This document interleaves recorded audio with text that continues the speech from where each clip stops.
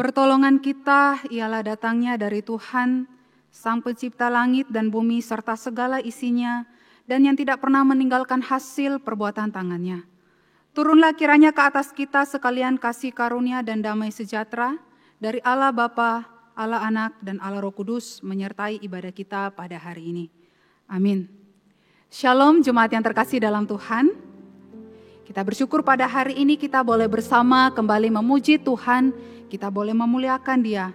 Mari bersama pada saat ini kita memuji, mengagungkan dan meninggikan nama Tuhan, karena Dia layak menerima segala pujian, hormat dan sembah kita. Mari bersama kita menyanyi dari PPR nomor 4, Pujilah Tuhan.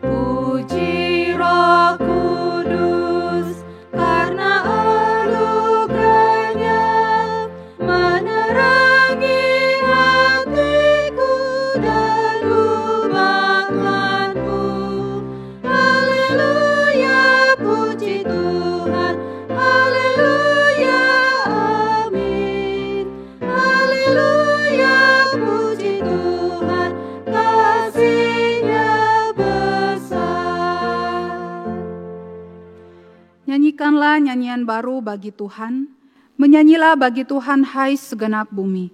Menyanyilah bagi Tuhan, pujilah namanya, kabarkanlah keselamatan yang daripadanya dari hari ke hari.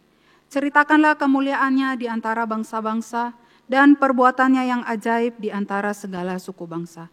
Mazmur 96 ayat yang pertama sampai ayatnya yang ketiga. Jemaat yang terkasih dalam Tuhan, mari pada saat ini saya mengajak setiap kita untuk datang ke hadapan Tuhan. Kita merendahkan hati kita, diri kita di hadapannya. Mari kita mengakui segala dosa dan kesalahan yang kita perbuat di hadapannya, baik itu sengaja ataupun tidak sengaja. Mari bersama kita datang kepada Tuhan, kita berdoa, kita memohon pengampunan. Mari kita berdoa. Bapa kami di dalam surga, kami bersyukur Tuhan untuk kasih-Mu yang begitu besar di dalam kehidupan kami. Kami bersyukur Tuhan Engkau masih tetap memelihara kami sampai saat ini. Tuhan, pada saat ini juga kami bersyukur karena kami boleh bersama beribadah kepada Tuhan. Dan pada kesempatan yang baik ini juga Tuhan, kami boleh datang kepadamu, kami mau merendahkan hati kami, diri kami Tuhan ke hadapan-Mu. Kami mau mohon ampun Tuhan atas segala dosa, pelanggaran yang kami perbuat di hadapan-Mu Tuhan. Baik itu melalui perkataan kami, perbuatan kami, pikiran kami, hati kami Tuhan. Yang kami lakukan entah itu sengaja ataupun tidak sengaja. Tuhan ampuni kami, umat-Mu yang penuh dengan dosa ini. Hanya di dalam nama Tuhan kami, Yesus Kristus, kami berdoa dan memohon pengampunan-Mu. Amin. Jemaat Tuhan, dengarkanlah berita anugerah yang diberikan kepada setiap kita yang terambil dari Yesaya pasal yang ke-44 ayatnya yang ke-22. Aku telah menghapus segala dosa pemberontakanmu seperti kabut diterbangkan angin dan segala dosamu seperti awan yang tertiup. Kembalilah kepadaku sebab aku telah menebus engkau. Dengarkanlah juga petunjuk hidup baru yang terambil dari Injil Lukas pasal yang ke-4 ayatnya yang ke-18 sampai ayatnya yang ke-19. Roh Tuhan ada padaku oleh sebab Ia telah mengurapi aku untuk menyampaikan kabar baik kepada orang-orang miskin, dan Ia telah mengutus aku untuk memberitakan pembebasan kepada orang-orang tawanan dan penglihatan bagi orang-orang buta, untuk membebaskan orang-orang yang tertindas, untuk memberitakan tahun rahmat Tuhan telah datang. Jemaat Tuhan, biarlah setiap hari hidup kita boleh terus menyerupai Yesus. Kita mau menjadi berkat bagi sesama kita dan kita juga mau memberitakan akan kasih Kristus kepada orang lain. Sehingga mereka yang belum merasakan kasih Kristus boleh merasakannya di dalam kehidupan mereka sama seperti yang kita alami. Mari pada saat ini saya mengajak kita untuk menyanyi bersama dari PPR nomor 109, Iman Bakti.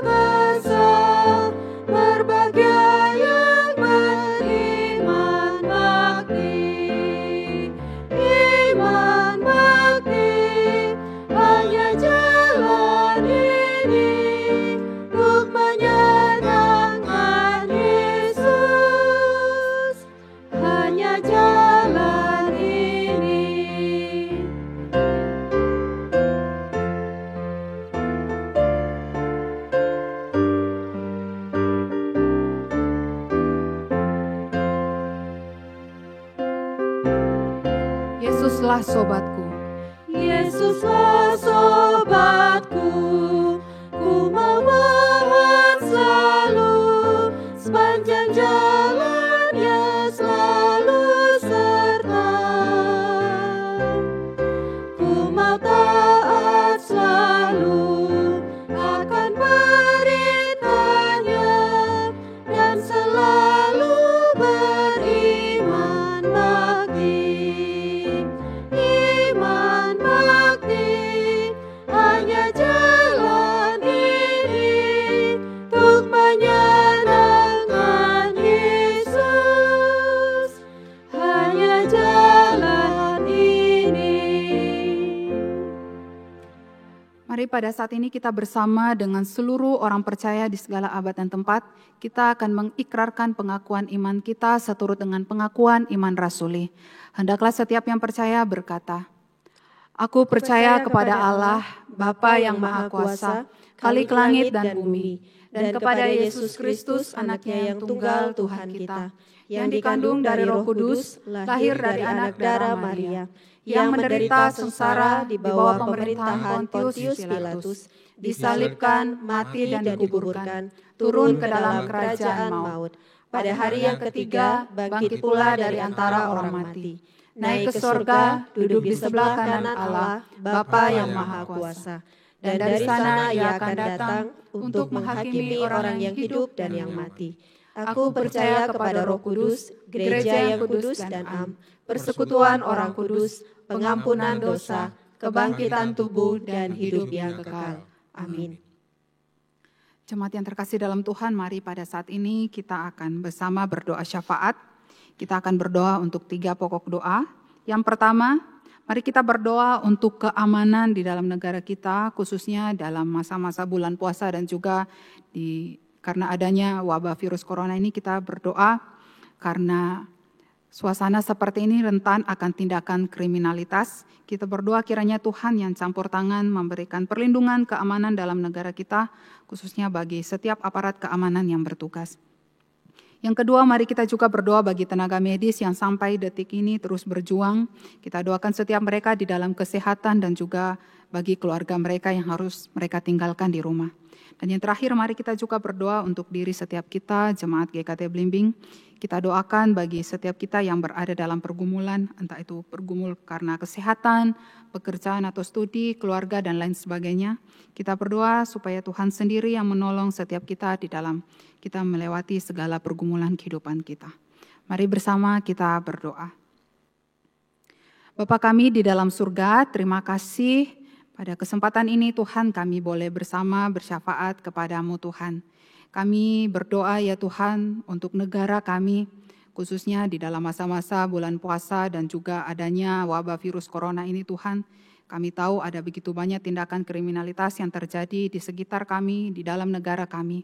Kami berdoa kiranya Engkau Tuhan sendiri yang campur tangan menolong, memberikan pertolongan perlindungan-Mu Tuhan di dalam negara kami, bagi setiap masyarakat yang ada Tuhan. Tuhan boleh pakai setiap aparat keamanan yang ada yang bertugas, biarlah Tuhan berikan mereka kekuatan di dalam mereka menjalankan tugas mereka Tuhan. Sehingga negara kami masyarakat Indonesia boleh tetap aman di dalam perlindungan Tuhan. Kami juga berdoa ya Tuhan untuk setiap para medis, mereka yang terus berjuang sampai detik ini Tuhan. Mereka yang harus meninggalkan keluarga mereka di rumah Tuhan. Kami berdoa kiranya Engkau menolong setiap mereka di dalam tugas pelayanan mereka Tuhan. Biarlah Tuhan yang berikan kesehatan kepada mereka, Tuhan yang berikan kesabaran kepada mereka Tuhan. Kami juga berdoa bagi keluarga mereka yang harus mereka tinggalkan di rumah. Kiranya Tuhan juga yang menyertai, menolong mereka, memberikan kesehatan kepada setiap keluarga mereka. Tuhan kami juga berdoa menyerahkan untuk diri tiap-tiap kami, jemaat GKT Blimbing, kami yang bergumul karena kesehatan, kiranya Tuhan menolong bagi setiap jemaat yang terbaring lemah karena sakit, baik yang dirawat di rumah sakit ataupun dirawat di rumah. Kiranya Tuhan sendiri yang menolong mereka, memberikan pemulihan, menjamah mereka Tuhan, sehingga mereka dapat sembuh, mereka juga dapat melakukan berbagai aktivitas di dalam kehidupan mereka. Bagi setiap jemaat juga yang bergumul di dalam pekerjaan dan juga di dalam studi, kiranya Engkau juga Tuhan yang menolong setiap mereka, menyertai mereka, khususnya setiap jemaat yang harus bekerja di luar rumah, Tuhan kiranya melindungi mereka, menjagai mereka Tuhan, supaya mereka tetap aman. Juga bagi setiap jemaat yang mungkin bergumul di dalam keluarga mereka, kiranya Tuhan juga yang campur tangan melihat segala pergumulan mereka, sehingga mereka dapat melalui berbagai pergumulan di dalam kehidupan mereka dalam penyertaan Tuhan. Terima kasih ya Tuhan, kami menyerahkan segala harapan kami, pergumulan kami, apapun yang kami alami saat ini Tuhan, kami serahkan ke dalam tangan pimpinan-Mu. Kiranya Tuhan sendiri yang menolong kehidupan setiap kami. Terima kasih Tuhan, terpujilah Engkau. Ini segala doa permohonan kami membawanya hanya di dalam nama Tuhan kami, Yesus Kristus kami berdoa. Amin. Jemaat yang terkasih dalam Tuhan, pada saat ini kita akan bersama mendengarkan firman Tuhan yang akan disampaikan oleh Pendeta Antonius. Namun sebelumnya mari bersama kita menyanyikan pujian Berikanku hati seperti hatimu.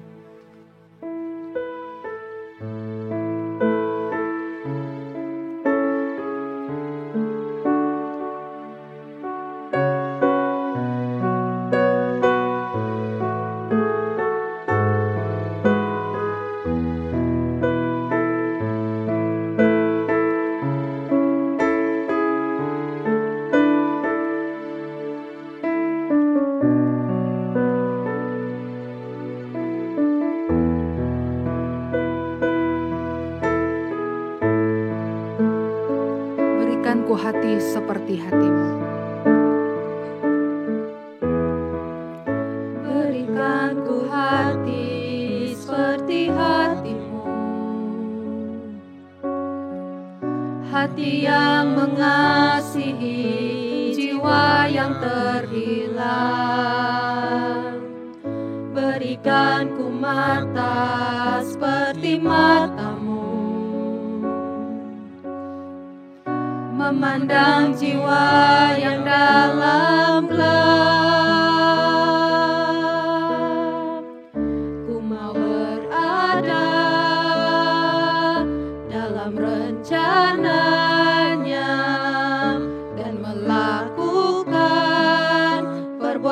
perbuatannya yang besar,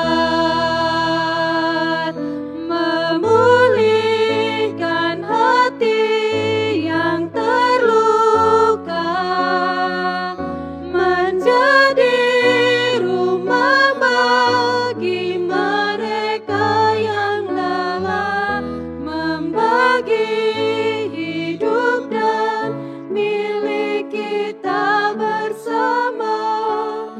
Jadikan hatiku seperti hatimu, Bapa. Mari kita nyanyikan sekali lagi pujian ini. Berikanku hati seperti hatimu. Berikanku hati seperti hatimu, hati yang mengasihi jiwa yang terhilang. Berikanku mata seperti matamu, memandang jiwa yang dalam gelap. Ku mau berada dalam rencanamu. Ku mau berada dalam rencananya dan melakukan perbuatannya yang besar, memulihkan hati yang terluka, menjadi rumah bagi mereka yang lelah, membagi hidup dan milik kita bersama. Jadikan hatiku seperti hatimu, Memulihkan hati yang terluka, memulihkan hati yang terluka, menjadi rumah bagi mereka yang lelah, membagi hidup dan milik kita bersama. Jadikan hatiku seperti hatimu, Bapa. kepada hambanya waktu dan tempat kami persilakan. Mari bersama-sama kita berdoa. Bapa yang di surga, kami menaikkan syukur di kesempatan minggu ini kami dapat kembali datang berbakti kepada Tuhan. Dan saat ini kami bersama-sama membaca merenungkan sebagian firman Tuhan. Tuhan tolong sertai setiap kami, baik hamba-Mu yang menyampaikan maupun kami yang mendengarkannya. Tuhan tolong kami di dalam keterbatasan kami, supaya kami beroleh berkat melalui firman Tuhan. Terima kasih Tuhan, kami menyerahkan jam pemberitaan firman Tuhan dari awal sampai akhirnya. Hanya di dalam nama Tuhan kami, Yesus Kristus, kami berdoa.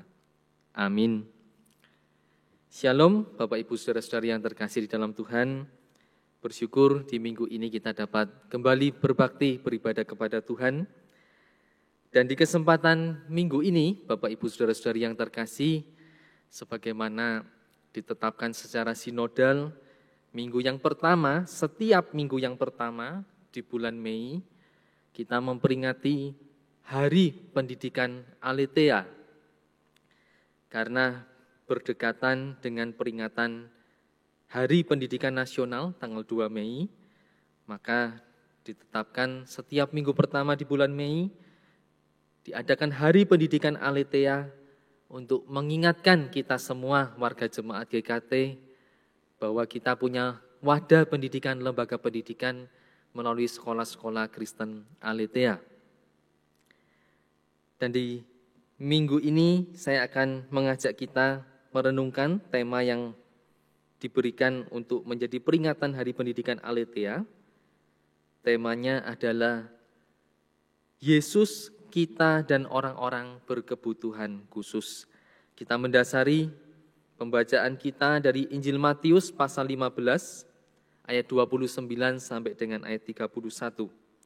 Matius 15 ayat 29 sampai dengan 31.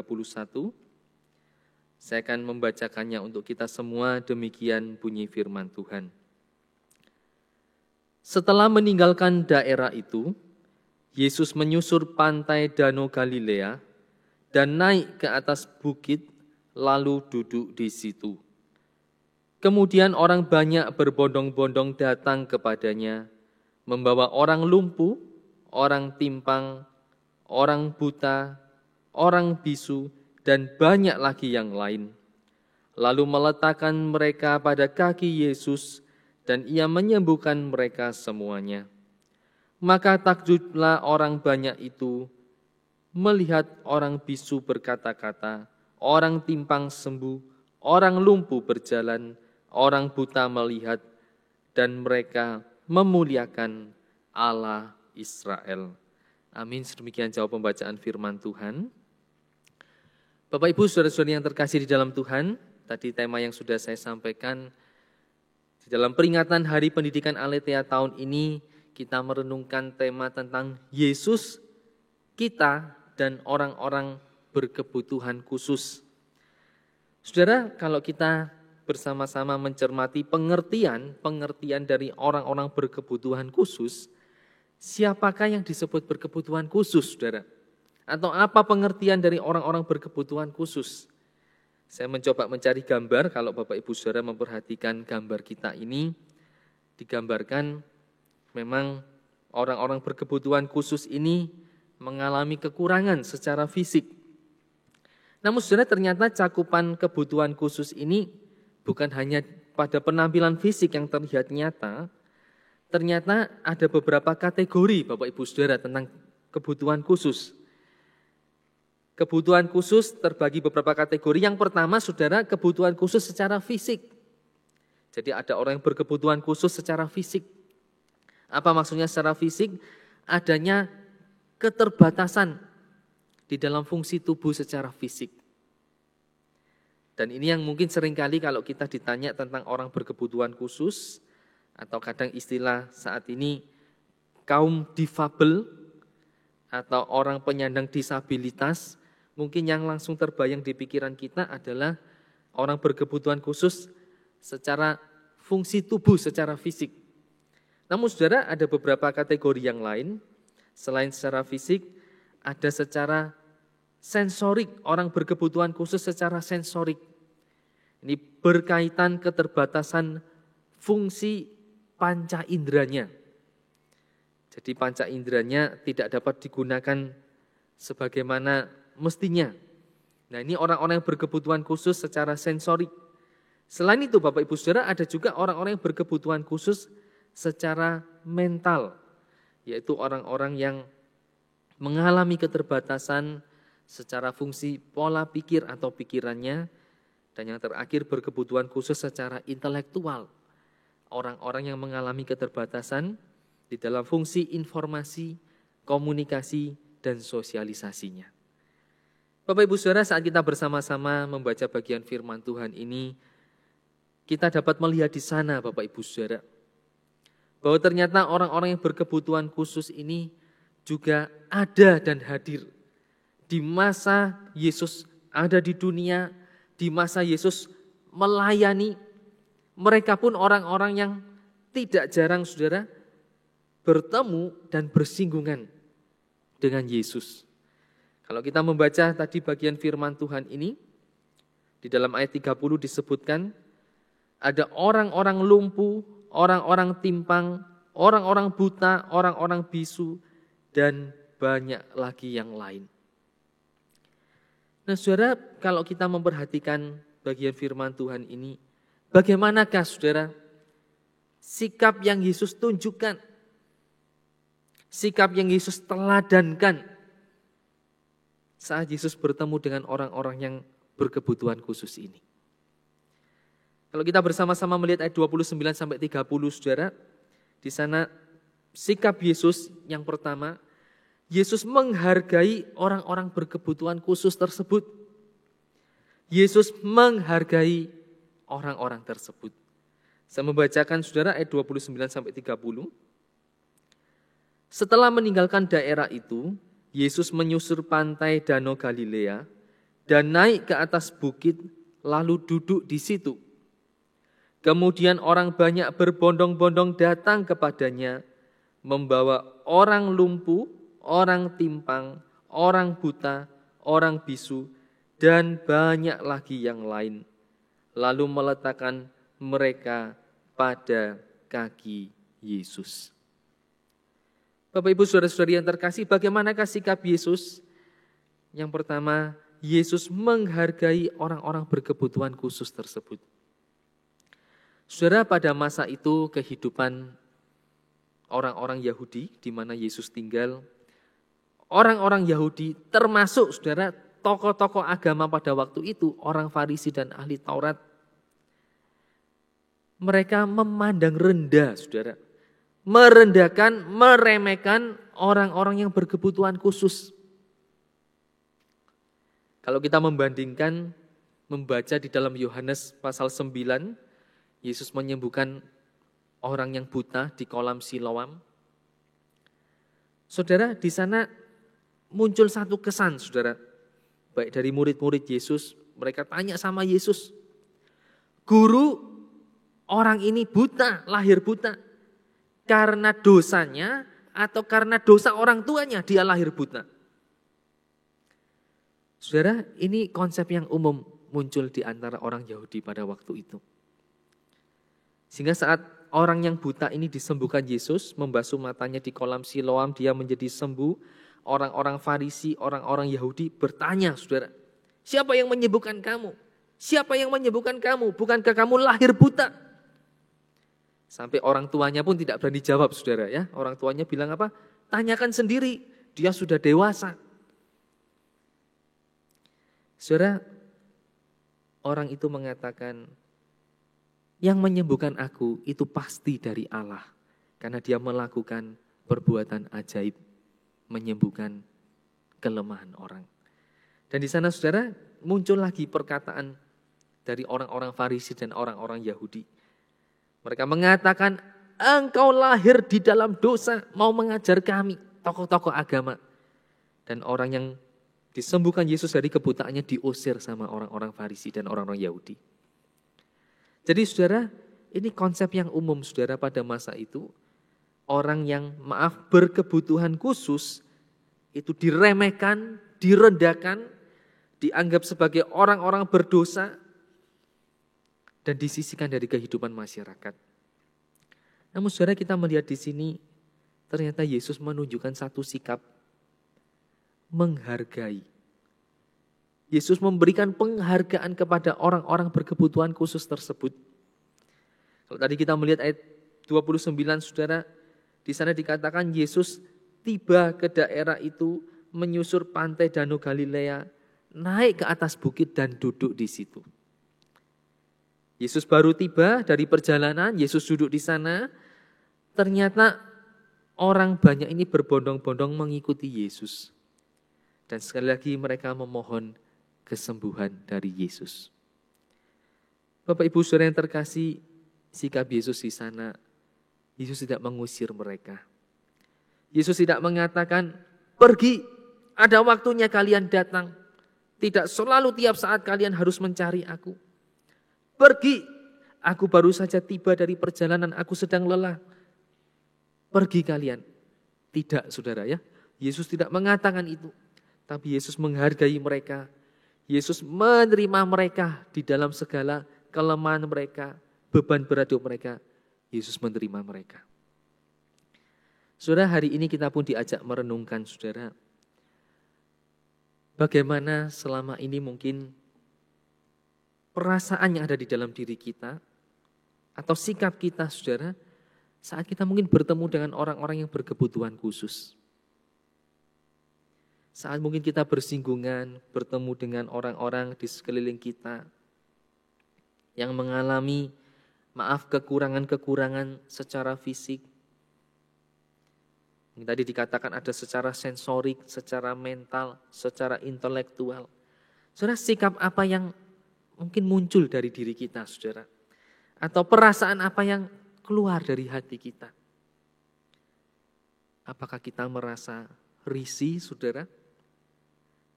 Apakah kita merasa Apakah kita merasa tidak nyaman dengan kehadiran orang-orang yang demikian? Atau mungkin, malah kita merasa sebaiknya menghindar, tidak dekat-dekat dengan orang yang demikian, kita jaga jarak.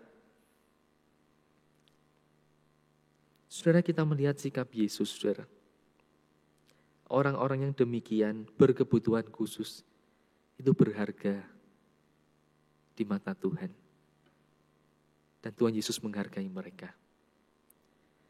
Saudara, di dalam membahas tentang persoalan berkebutuhan khusus, saudara, atau yang tadi saya juga singgung, mungkin ada istilah yang sering kita dengar, penyandang disabilitas atau kaum difabel. Saudara, secara internasional ternyata ada peringatannya, yaitu setiap tanggal 3 Desember, saudara. Setiap tanggal 3 Desember diperingati sebagai Hari Disabilitas Internasional. Saudara, kenapa ada peringatan ini? Peringatan ini ingin mengajak saudara, supaya masyarakat semakin memberi tempat penghargaan dan menerima, memberi dukungan kepada sesamanya, yaitu penyandang disabilitas atau orang-orang yang berkebutuhan khusus. Dan di bagian ini saya tayangkan saudara ya, ini adalah poster himbauan dari Kementerian Sosial negara kita. Kementerian Sosial negara kita pun juga memberikan satu himbauan. Mari berikan dukungan kepada mereka, orang-orang berkebutuhan khusus. Sehingga hari ini Bapak Ibu Saudara, saya yakin kita sudah cukup sering menemui, mungkin kalau kita sedang bepergian ke pusat perbelanjaan, ke mal, atau mungkin di transportasi publik, saudara, atau di kereta api, MRT mungkin ya, sekarang di Jakarta MRT, busway dan sebagainya. Di sana saudara ada tempat-tempat khusus yang diperuntukkan kepada orang-orang yang memang berkebutuhan khusus. Kalau di mal-mal biasanya toilet saudara ya, ada toilet untuk pria, untuk wanita. Lalu ada ruang khusus untuk saudara-saudara kita yang berkebutuhan khusus. Kalau tadi di transportasi publik saudara, transportasi umum, ada tempat duduk khusus yang memang diberikan saudara. Diprioritaskan untuk mereka, saudara-saudara kita yang berkebutuhan khusus. Dan saudara, ini merupakan satu ajakan saudara, supaya kita semakin memberikan dukungan, memberikan penghargaan kepada saudara-saudara kita yang berkebutuhan khusus. Dan ini saudara sikap yang Tuhan Yesus berikan, contohkan, menghargai orang-orang yang berkebutuhan khusus. Selain itu saudara, kalau kita melanjutkan di dalam ayat 30-31, selain Yesus menghargai mereka, dan di sini saudara Yesus juga menunjukkan bahwa Yesus mengasihi mereka. Yesus mengasihi orang-orang yang berkebutuhan khusus ini. Kalau kita melanjutkan ayat 30-31 saudara, ayat 30 bagian akhir, Ia menyembuhkan mereka semuanya. Maka takjublah orang banyak itu melihat orang bisu berkata-kata, orang timpang sembuh, orang lumpuh berjalan, orang buta melihat, dan mereka memuliakan Allah Israel. Saudara, saat orang berbondong-bondong membawa orang-orang yang berkebutuhan khusus ini dan mereka meletakkan mereka ini di depan kaki Yesus, maka di sana dikatakan Yesus menyembuhkan mereka semuanya. Dan orang banyak yang melihat itu takjub saat melihat orang-orang ini disembuhkan dan mereka memuliakan Allah Israel. Saudara, di sini satu sikap Yesus yang menunjukkan belas kasihannya, saudara. Yesus mengasihi mereka, orang-orang yang tidak dihargai oleh masyarakat pada waktu itu, dianggap sebagai orang-orang berdosa yang direndahkan, diremehkan, saudara. Tapi Yesus selain menghargai mereka, Yesus juga punya kasih yang tulus kepada orang-orang demikian. Yesus mengasihi mereka. Dan kasihnya diwujudkan dengan Yesus menyembuhkan mereka, menjamah mereka, memulihkan mereka dari segala kelemahan-kelemahan tubuh mereka ini. Dan di sana saudara, Saat Yesus menunjukkan kasih-Nya kepada mereka, maka sebenarnya Yesus juga menunjukkan, menyatakan kasih Allah kepada mereka, orang-orang yang berkebutuhan khusus tersebut. Dan saudara, bagian ayat 31 yang akhir ini menarik saudara. Dikatakan mereka memuliakan Allah Israel. Saudara, ini menunjukkan bahwa orang-orang yang berbondong-bondong datang kepada Yesus, membawa sesama yang berkebutuhan khusus ini, membawa sesama yang tadi dikatakan lumpuh, timpang, bisu, buta dan sebagainya. Mereka ini sebetulnya bukan dari golongan orang-orang Israel sendiri. Bukan saudara, ahli-ahli Alkitab menduga saudara, ini termasuk orang-orang yang berasal dari Tirus dan Sidon. Karena kalau kita melihat di bagian sebelumnya saudara, perikop sebelumnya, Yesus baru dari daerah Tirus dan Sidon saudara. Sehingga di sana dikatakan kemungkinan orang-orang ini adalah orang-orang dari sana, dari Tirus dan Sidon, yang tidak termasuk kaum Israel. Mereka berbondong-bondong mengikuti Yesus dan mereka memohon disembuhkan. Dan karena Yesus menghargai mereka dan mengasihi mereka, saudara, Yesus menyembuhkan mereka. Dan Yesus menyatakan kasih dari Tuhan, kasih Allah kepada mereka ini. Dan orang-orang ini turut memuliakan Allah, Allah Israel, turut memuliakan Tuhan. Saudara, bagaimana di dalam kehidupan kita ini, kita pun turut menyatakan kasih kita, saudara. Kasih kita kepada mereka, orang-orang yang mungkin disisihkan di masyarakat ini. Orang-orang yang mungkin tidak semua masyarakat menerima dengan baik orang-orang yang berkebutuhan khusus ini. Namun saudara, saat kita melihat teladan Yesus, Yesus menghargai mereka, Yesus mengasihi mereka. Dan saat Yesus mengasihi mereka, Yesus menyatakan kasih yang dari Allah kepada mereka, menyembuhkan mereka. Saudara, saat kita pun di dalam hidup kita ini menyatakan kasih, saudara, kasih yang dari Tuhan kita nyatakan kepada saudara-saudara kita yang berkebutuhan khusus juga. Saudara, di sana kita bisa menjadi satu kesaksian yang baik, saudara. Kita bisa menjadi berkat yang menyentuh kehidupan mereka. Saat mungkin, orang-orang yang berkebutuhan khusus ini merasakan ada kasih yang tulus, ada kasih yang sungguh-sungguh. Dan orang-orang ini tahu, kasih kita mengalir dari hati kita, karena kasih yang mulia yang berasal dari Allah yang di surga. Saudara, itu menjadi satu kesaksian yang baik. Sehingga membuat orang-orang ini pun, kalau di antara mereka ada orang yang belum percaya, mereka pun boleh dibawa untuk mengenal kasih Tuhan. Saudara sekalian, tadi saya mengingatkan bahwa minggu pertama ini bulan Mei adalah peringatan Hari Pendidikan Aletheia. Dan saudara, kenapa tema ini diangkat, saudara? Kenapa tema tentang orang-orang berkebutuhan khusus diangkat? Karena saudara, sebagaimana moto dari Sekolah Kristen Aletheia, Bapak Ibu saudara dapat memperhatikan di logo ini ya, logonya Sekolah Kristen Aletheia. Di sana ada moto Veritas, Libertas, Caritas. Saudara, moto ini Veritas, Libertas, Caritas. Ini dari bahasa Latin saudara yang berarti kebenaran, kemerdekaan, dan cinta kasih. Caritas saudara adalah cinta kasih. Dan keberadaan sekolah-sekolah Kristen Aletheia di Indonesia saudara juga mau menjadi saluran kasih, menyatakan cinta kasih Tuhan kepada sesamanya. Dan hari ini kita bersyukur saudara, kalau salah satu sekolah Kristen Aletheia yang ada di kota Probolinggo, di sana diberi nama sekolahnya SD Kristen Aletheia Inklusi. Apa saudara maksudnya inklusi?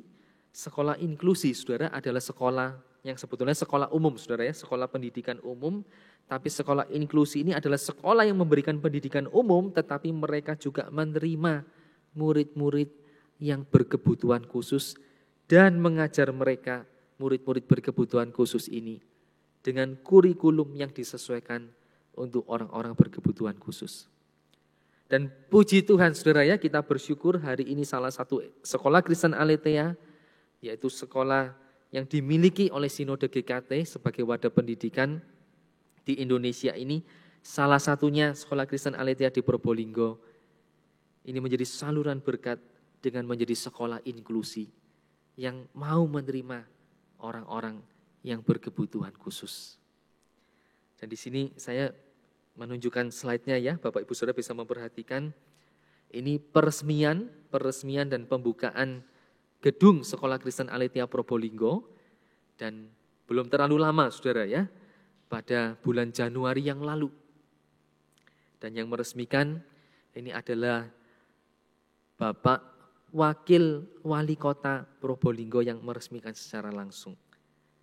Dan ada foto peresmiannya, ini pengguntingan pita saudara ya, baik dari perwakilan pemerintah maupun dari perwakilan Sinode dan juga dari GKT Probolinggo. Kalau Bapak Ibu Saudara memperhatikan gambar ini, mungkin kita mengenal ada 3 orang di antaranya Bapak Ibu Saudara ya. Yang paling kiri Bapak Ketua Sinode, Pendeta Cornelius Triawan, dan yang kedua dari kiri Ibu Arianti, majelis dari GKT Probolinggo, dan yang ketiga dari kiri tadi Bapak Wakil Wali Kota, dan yang keempat dari kiri yang berbaju batik hijau muda, ini adalah Ketua Departemen Pendidikan Kristen Aletheia Sinode GKT, Bapak Pendeta Markus Domingus.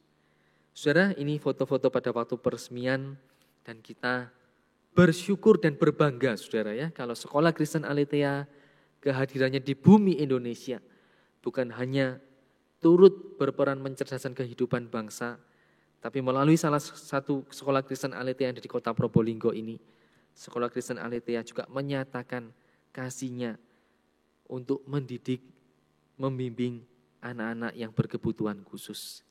Saudara, biarlah keberadaan sekolah-sekolah Kristen Aletheia di Indonesia ini semakin hari juga semakin berkembang dengan baik. Dan kita harus mendoakan pelayanan sekolah Kristen Aletheia terus menjadi berkat, mencerdaskan kehidupan bangsa, dan menjadi berkat bagi kehidupan masyarakat di Indonesia ini.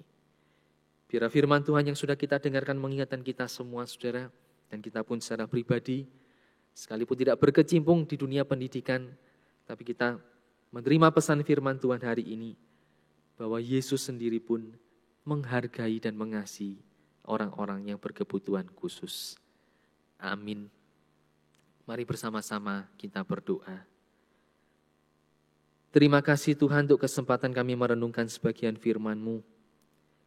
Di dalam peringatan Hari Pendidikan Aletheia minggu ini Tuhan, kami sekali lagi berdoa, Tuhan yang menyertai menolong agar sekolah-sekolah Kristen Aletheia yang ada di bumi Indonesia ini terus menjadi saluran berkat, mencerdaskan kehidupan bangsa, menjadi berkat bagi banyak masyarakat.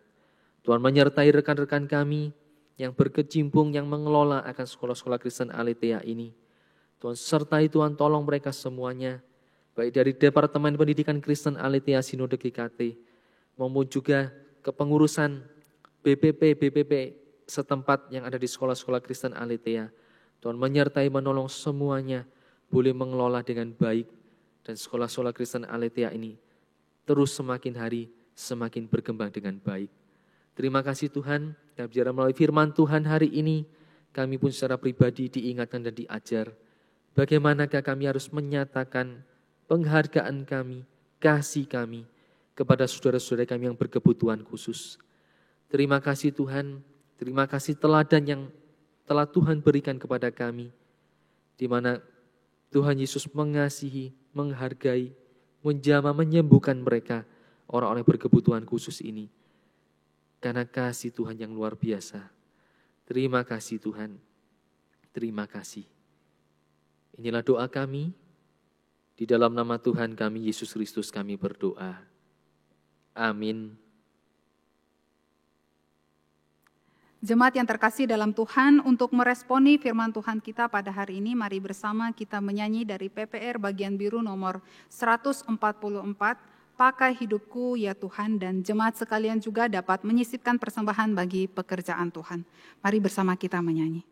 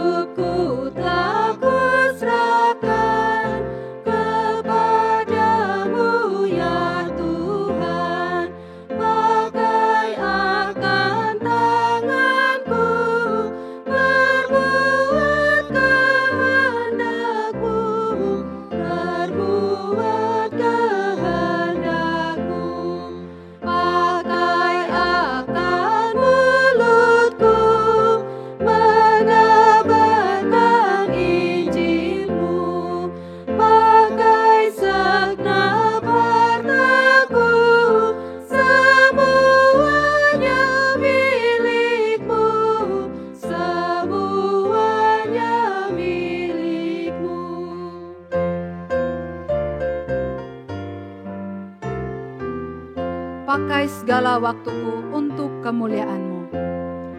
Pakai segala waktuku untuk kemuliaan-Mu.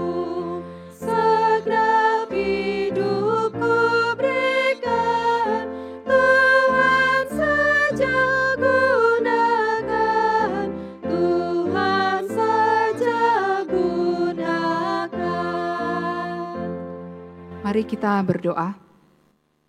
Bapa kami di dalam surga, kami bersyukur pada kesempatan ini kami boleh beribadah kepada Tuhan, kami boleh mendengarkan kebenaran firman Tuhan.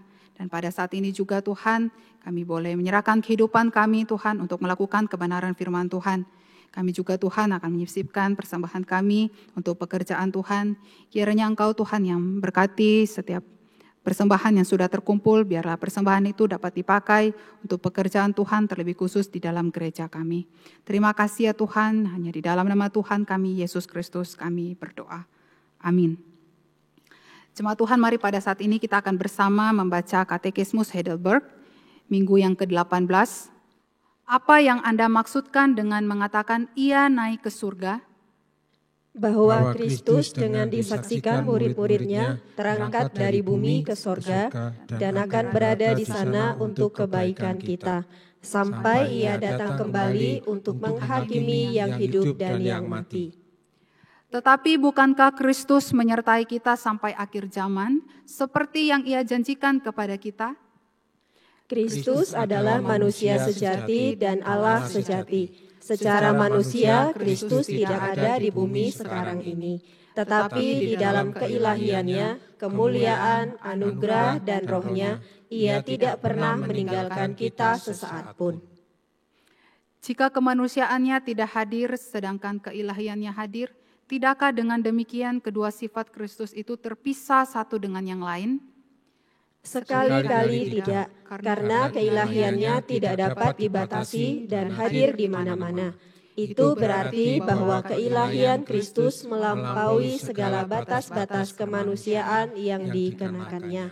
Tetapi pada saat yang sama, keilahiannya itu ada di dalam dan secara oknum tetap menyatu dengan kemanusiaannya. Apakah manfaat kenaikan Kristus ke surga bagi kita? Pertama, ia menjadi pembela di surga di hadapan Bapanya. Kedua, keberadaan tubuh kita di surga merupakan jaminan bahwa Kristus kepala kita akan menyambut kita, anggota-anggotanya kelak di surga. Ketiga, ia mengutus rohnya kepada kita di dunia sebagai suatu jaminan pula. Dengan kuasa rohnya kita mencari hal-hal di atas, di mana Kristus berada, duduk di sebelah kanan Allah, bukan hal-hal duniawi. Mari pada saat ini kita akan mengakhiri ibadah kita akan menyanyi doksologi dan doa berkat akan disampaikan oleh Pendeta Antonius.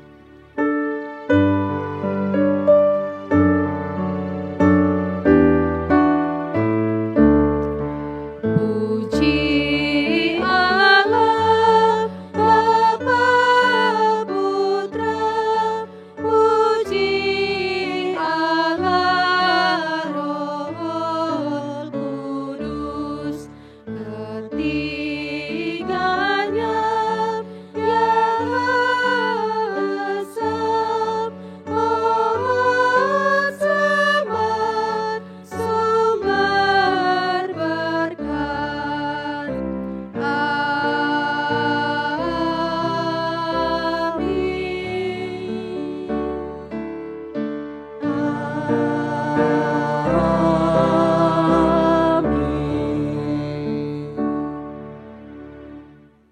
Mari sidang jemaat yang terkasih, bersama-sama kita arahkan hati kita untuk menerima berkat yang dari Tuhan.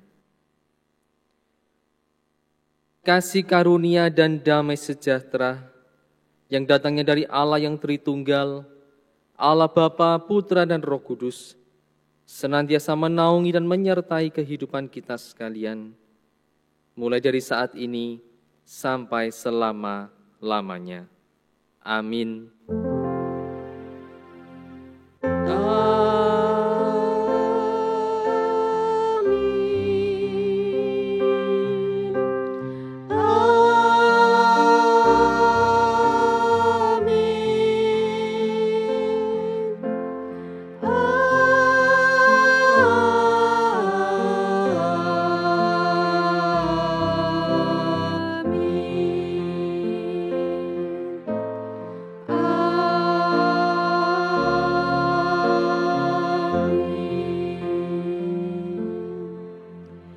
Ibadah kita telah selesai, silakan mengambil waktu teduh. Tuhan Yesus memberkati. Selamat hari Minggu.